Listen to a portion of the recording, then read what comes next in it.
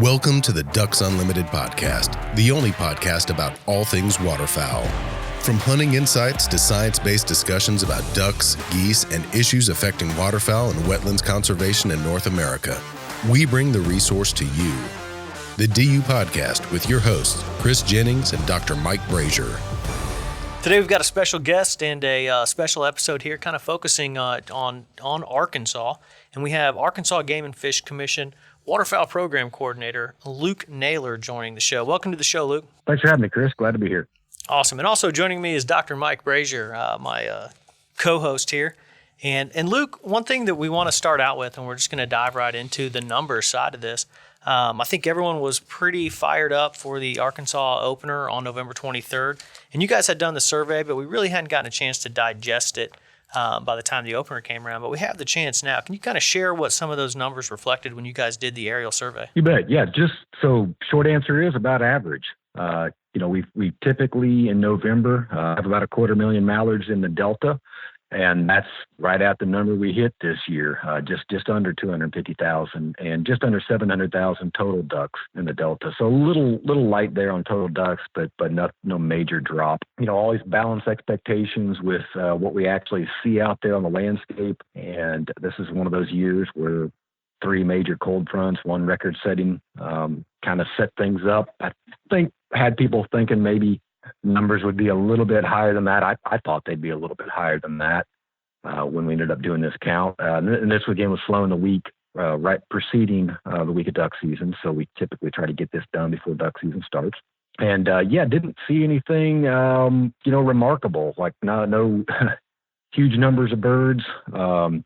Major concentrations were fairly limited to a few regions of the state. And again, just about right out our 10-year average. Yeah, that's perfect. And I'd explained that, I had heard, I think with the early cold fronts, people got super excited. I mean, like the hunters got super excited and maybe saw a few birds here, a few birds there. But, the reports that I was getting was everything from, my cousin's uncle's brother has more ducks on his property than he's ever had in his whole life to we haven't seen a duck yet this year. So it sounds like it's right smack dab in the middle. Yeah, it is. And I think folks, it really just depends on where you are, and we're trying to keep track of the duck populations at a very large scale, much larger scale than most hunters experience. Mm-hmm. They're mostly familiar with that spot they hunt. A lot of folks these days, of course, travel. So there are a lot of hunters out there who have a really pretty broad perspective,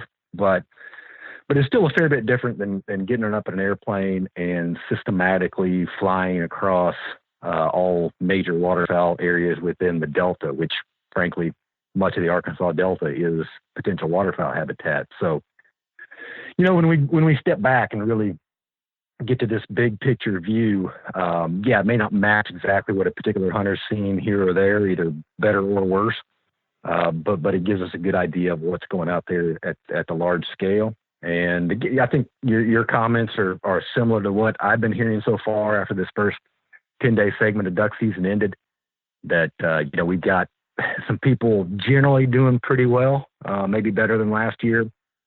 Some people are doing really well. I don't think there's any major, losers, if you will, this year, people really not doing great at all. So maybe we're kind of hitting right there in the middle and off to a decent start this year. Hey, Luke, this is Mike, and you mentioned a minute ago something about scale and how that's important in this, and frequent listeners of this podcast. We've only been doing this for a couple of months now, but those that have been listening will know that we've had other state waterfowl biologists, some of your counterparts north and south of you there in the Mississippi Flyway, on to discuss results from their surveys. And it's, I'm sure you share this. I know all of our other waterfowl biologists share this. There's this sense of frustration when we get asked the question of, where are the ducks and why aren't they here? And these sort of unmet expectations, as you described, based on what the weather was going to do. And that it's really frustrating to not be able to give exact answers, as a scientist or as someone trained in the biology of waterfowl. And so these surveys that are conducted up and down the Mississippi Flyway, or at least sort of the lower half of the Mississippi Flyway, that's just sort of the way. That's where those are the states that have invested their resources into doing these surveys this time of year. Despite that information, we still can't really say exactly where all the birds are, because we've had some of the other biologists on and they'll talk about, well, it wasn't exactly what we expected, or we saw some numbers that were a little different than what we might have predicted, but then you can look at some of the things that might influence that.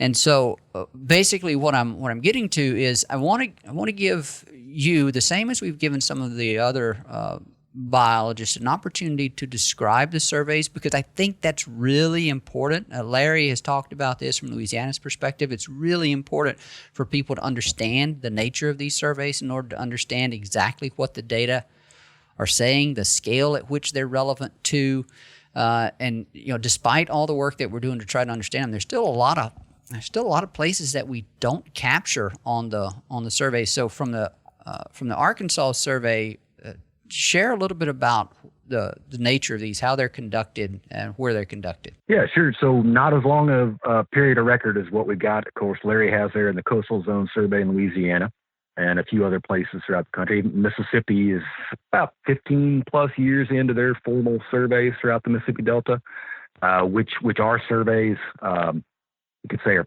patterned on to some degree.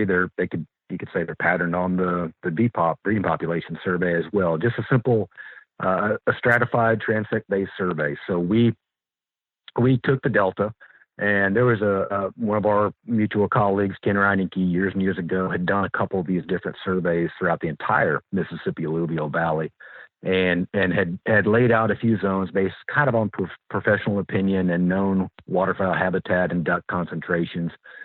And we took that and refined it about 10 years ago and broke down our stratification by watershed. So we took the Mississippi Alluvial Valley of Arkansas, the Delta, basically everything from Little Rock to Memphis and from Missouri to Louisiana, and looked at that and saw that, wow, you can take a look at the Delta of Arkansas and see these major river corridors, generally flowing north to south, that really not bisect, but multisect. That's not a word, I don't think. But anyway, they kind of cut through the whole Delta, and they make these natural breaks, which we kind of think of as these watersheds.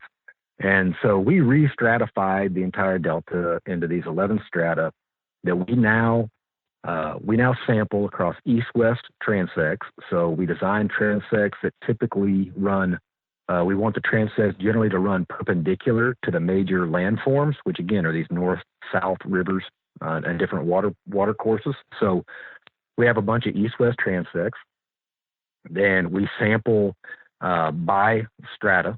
So we have weighted sampling where we sample more transect lengths technically in strata where we have seen more ducks historically, more duck habitat historically. So we're trying to get our most precise and accurate estimate within each strata.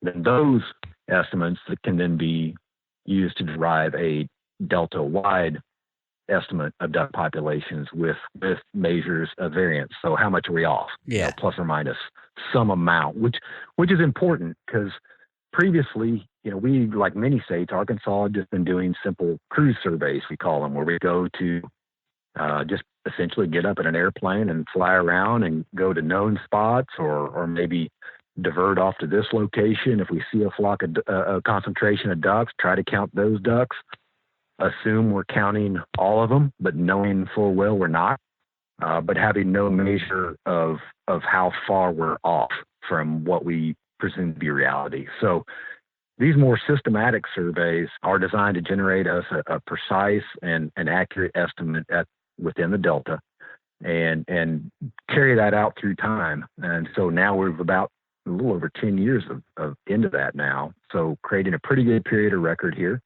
that tells us we're very confident in these estimates of duck populations throughout the Delta for mallards and total ducks, getting down in individual species, things like that. A little more complicated.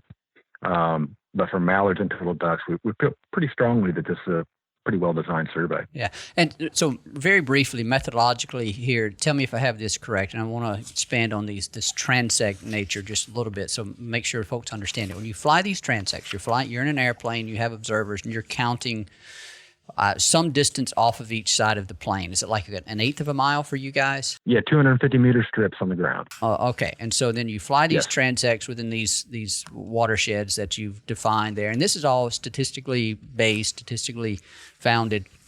So the transects that you flew, and on which you counted ducks, that area represents some percentage of that overall watershed. And let's say for simplicity's sake, it's 1% of that watershed. And I don't know what your actual percentage is, but let's just say for simplicity it's 1%. If you counted 1,000 ducks along the total of those transects in that watershed, you would take that 1,000 ducks and multiply it by 100, right? Correct. That's the extrapolation that occurs. That's the simplest way of explaining how transect-based surveys work. You're sampling and counting birds on a small fraction of the landscape because you have to. You can't afford to do it across the entire landscape. And then you multiply it by an expansion factor. But then you're also able to get these estimates of confidence. Anyway, I think there's a lot of misunderstanding in some ways. And part of it is just because the states conduct their surveys differently. Mm-hmm. And so I want to give every state an opportunity to clarify that for them. And Luke, one thing that you've pointed out is that a guy may just be sitting in his blind and he's reporting what he's seeing in front of his blind. And he may only be hunting a 25-acre rice field and he's saying, hey, there's no ducks over here. And I think that's one thing to point out is that, those ducks could be 3 miles just to the west of him. Mm-hmm. And there could be 100,000 of them. He's just not seeing them, but you guys are seeing them from the air or a certain number of them, I should say. So that kind of helps clarify to, the people who would argue with the survey per se. But there's some element of randomness in this too. Mm-hmm. It's statistically rigorous, but that is a fact that cannot be overcome, is that there is some randomness in this process. And Luke, I think you even mentioned that in your write-up here where you talk about the estimates for some area almost likely being biased low because of random transect line selection. And that would just basically means that you saw a big wad of mallards off of a transect line. Because they didn't fall on the transect line, you didn't count them, right? That's right. And these surveys work best when habitat and duck distribution is fairly homogeneous, right? Uniform. Evenly distributed. Yep. If it was uniform across the landscape, these types of surveys would perform almost flawlessly, right? If everything was uniform, right, these surveys would be optimized and there'd be essentially no variance. Would be right on. They'd be accurate and precise. We know that's not true, but by randomly selecting them, we're limiting bias the best we can. And it kind of takes into account, we know these ducks are highly mobile, habitat conditions change. So kind of getting locked into, at least in the Delta, not, again, the coastal zone of Louisiana is a pretty consistent habitat type, as Larry there has talked about. It's different in the Delta where things are changing rapidly and ducks are moving. So by just randomly selecting and taking the human bias out of it to the best we can, you can kind of have a lot more confidence and sit back and say, hey, look, it's not hitting your 20-acre field necessarily, but at a landscape scale, it's working. And we produce those density maps, which are funny. I hear from hunters say, don't do those things. Why would you ever produce that? It just concentrates hunters and other hunters and love them. And real estate agents use them in their advertisements to sell hunting properties, And so it's kind of all over the place. But generally, if you start kind of talking to people and reading the tea leaves a little bit, most of the time those hotspot maps we produce kind of match what you're hearing on the ground. They generally line up most of the time. Well, the people that don't want you to produce those maps are the ones that already know where the ducks are, and they know those concentrations are accurate. And the folks that do want them are the ones that are learning from them. Yeah, and that's it's a good way to depict spatially where those bird concentrations are based on your surveys. And I think Mississippi, a neighboring state, does something very similar. We haven't had Houston Havens on yet to talk about the Mississippi surveys, but I'm sure that'll be in the future. Yep, we will.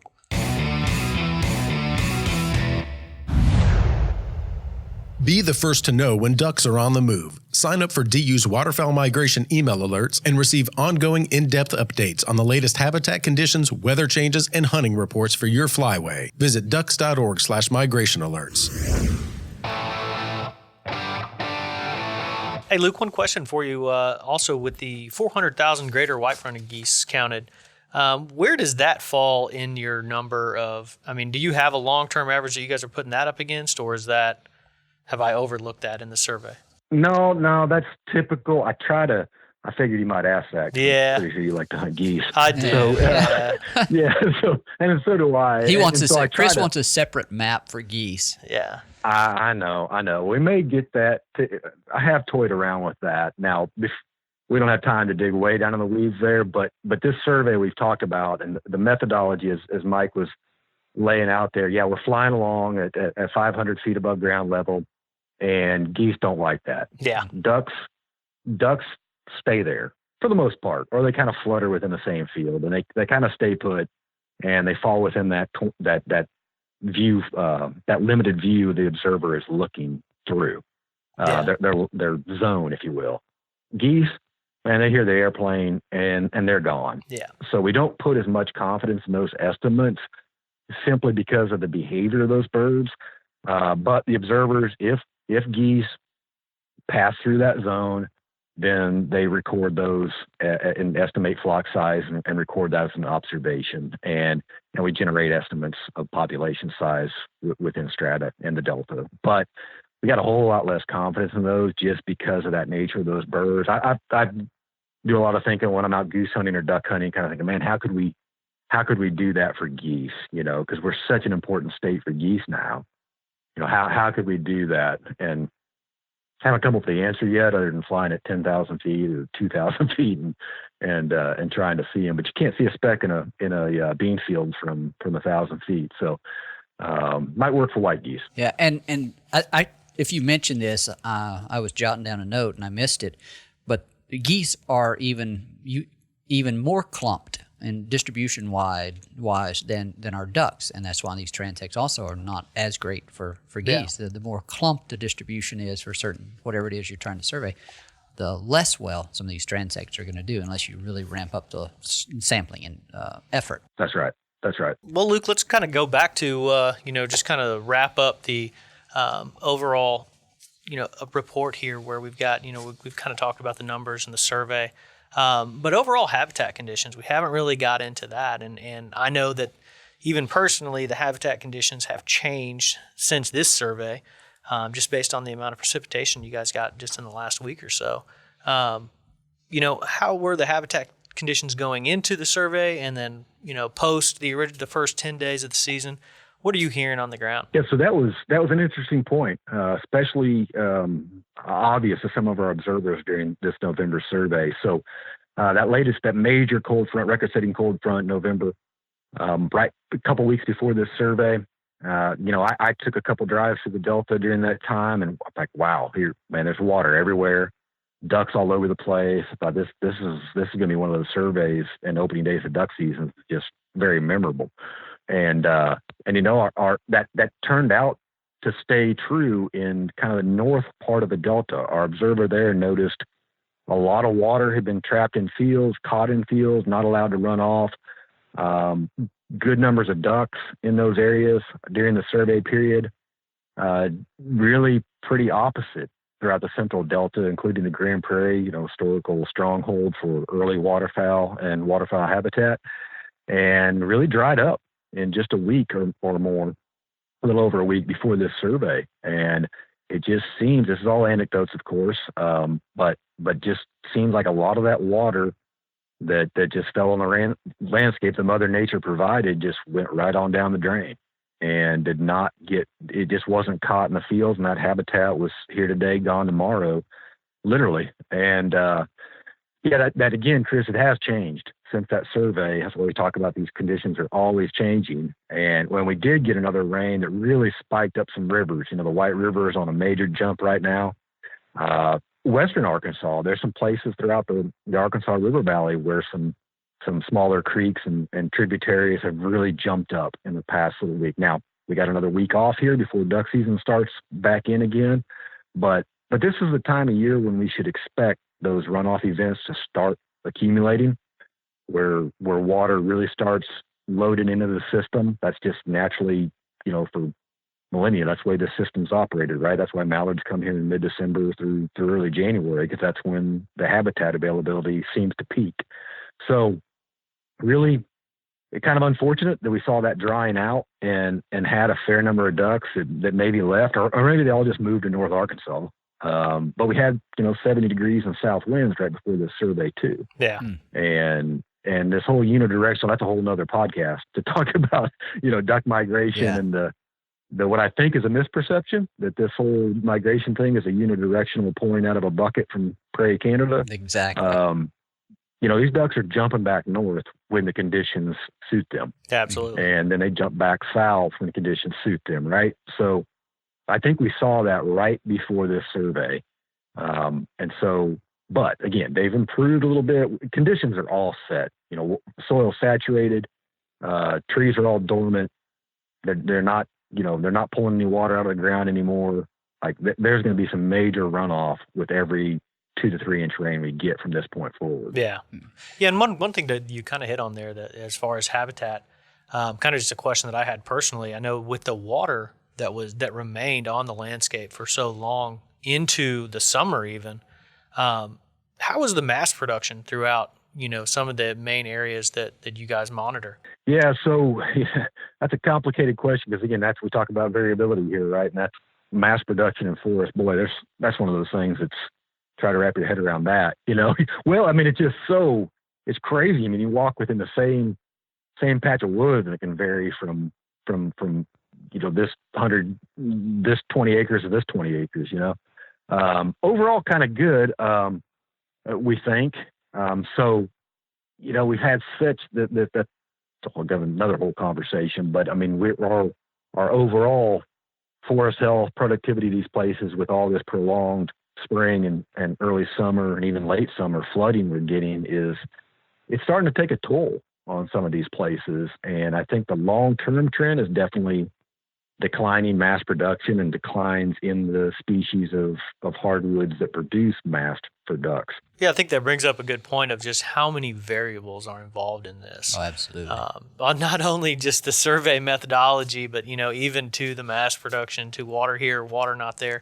I think that brings a light to our audience, that this estimation is a very complicated matter. And you bring, like you said, then you bring in like regional distribution and migration. It gets very complex, even more complex. So definitely, appreciate this information. Mike, did you have any other questions?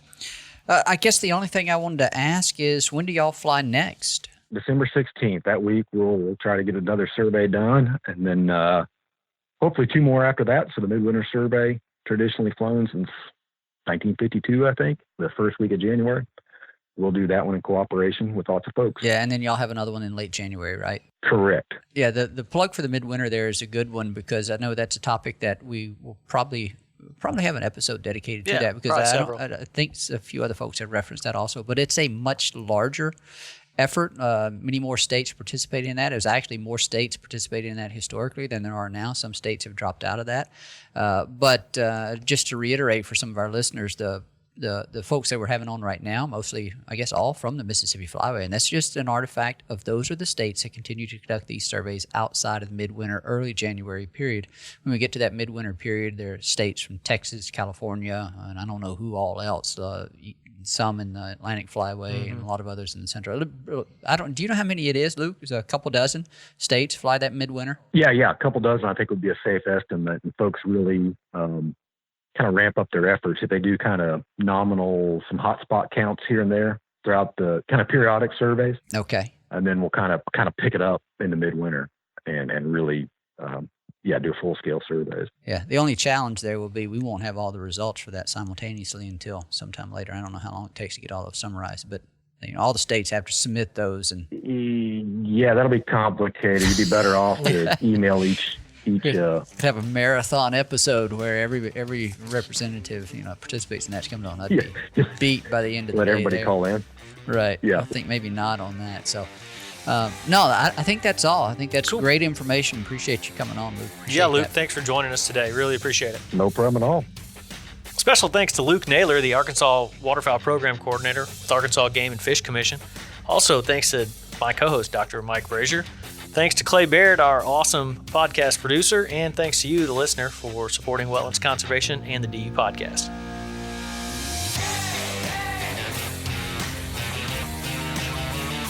Thank you for listening to this episode of the DU Podcast.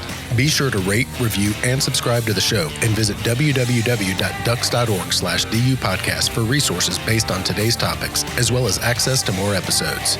Opinions expressed by guests do not necessarily reflect those of Ducks Unlimited.